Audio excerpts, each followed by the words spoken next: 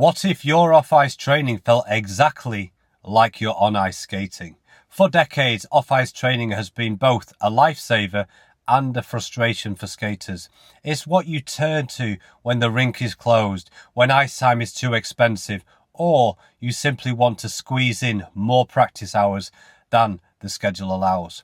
Coaches encourage it, skaters rely on it, but deep down, everyone knows the same truth. Off-ice training has always been a compromise. We've used every tool imaginable to close the gap. Inline skates, balance boards, spinners, jump harnesses, off-ice drills. They all help in their own way. They build fitness, they improve strength. They let you work on certain mechanics without needing a sheet of ice. But they've never been able to perfectly replicate your exact feel of skating itself. Why? Because the details are off. The rocker is different. The balance point changes. You're on different boots. The edge feel is either missing entirely or behaves nothing like your blades on ice. Those small differences add up, and they matter more than most people realize. Here's what happens. When you train on something that doesn't feel the same, your brain has to run two different programs, one for on ice or one for off ice. You can still make small progress in each environment, but there's always friction when you switch. The muscle memory you build off the ice doesn't transfer perfectly. The timing you lock in during off-ice drills feels just a little off when you return to the rink. For beginners, that can mean that the excitement of learning something new off-ice is followed by disappointment when it doesn't work the same way on ice.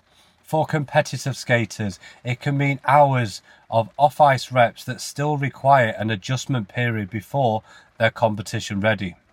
In both cases, the efficiency isn't where it could be. But what if that gap didn't exist? What if your off-ice training felt identical to your on-ice skating, so much so that your brain couldn't tell the difference?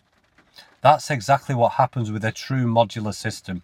Same frame geometry, same rocker profile, same balance point, same pitch. Whether you're on runners or wheels, your body feels the exact same setup underfoot. The only thing that changes is the surface you're skating on. The implications are huge. Suddenly your off-ice training stops being similar enough and becomes a direct extension of your on-ice program.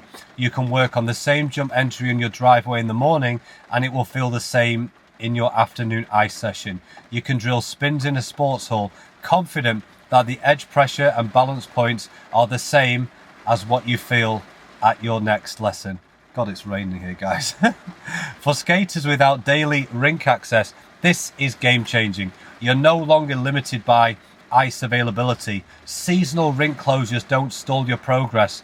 Bad weather doesn't mean lost training days. You can keep your timing sharp year round, no matter where you are. And it's not just about convenience. This is about multiplying your training volume without multiplying your cost. Ice time is expensive. Travel time eats into your day. Off-ice facilities are far easier and cheaper to access. When your off-ice training delivers the exact same feel as your on-ice work, you can double or triple your practice hours without touching your budget.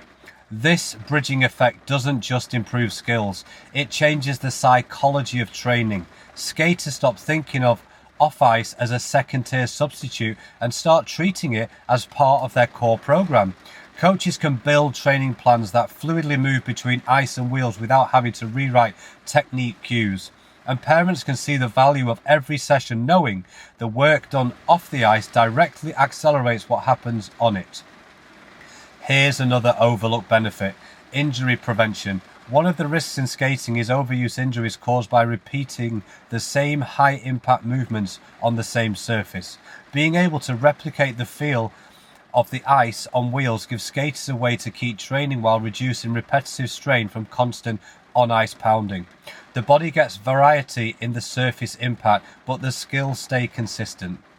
And then there's accessibility. Not every community has a rink within easy reach. Some countries have only 1 or 2 rinks in the entire region. With a consistent on-off ice feel, those skaters are no longer locked out of quality training just because they can't get on the ice as often as others. They can train in a local sports hall, a tennis court, or even a flat stretch of pavement and still stay on par with peers who skate daily.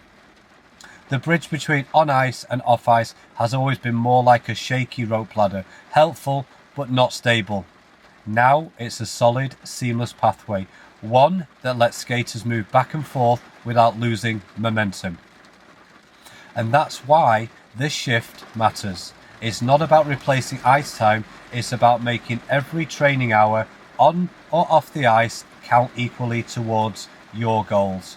That's the kind of change that compounds over weeks, months, and years into a massive competitive advantage. In the next video, we'll tackle the question every skater has when they hear new tech: is it really safe?